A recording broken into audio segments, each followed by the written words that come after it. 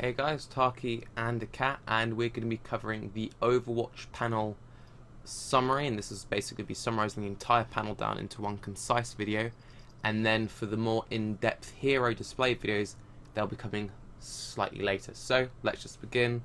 Overwatch, major hype, what happened?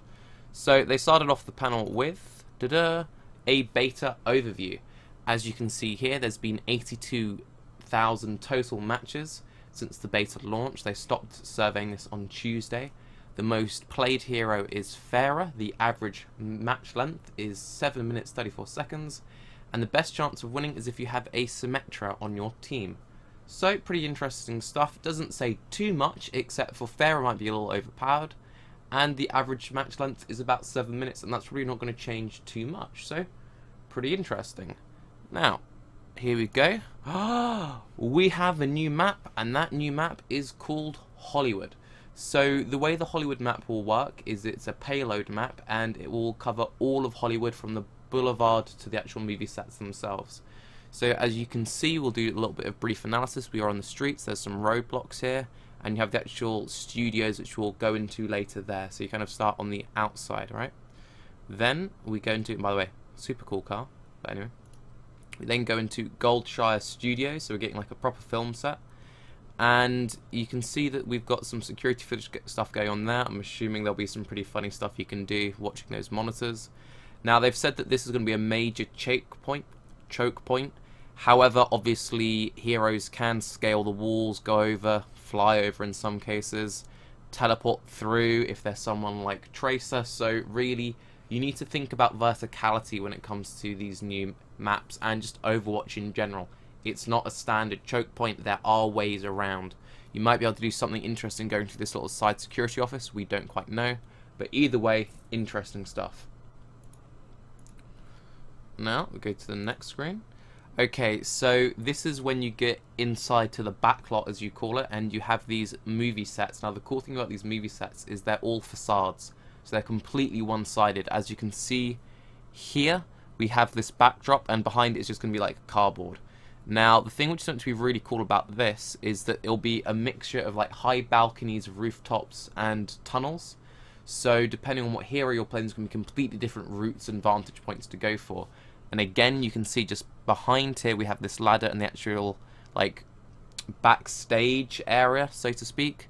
So there'll be some quite interesting potential like hiding behind all the maps or going through the buildings themselves. So that's pretty cool. We then move on to this. So this is an example of the other kinds of sets. If you look into the top corner, there's some sort of second floor here and a big overhang balcony.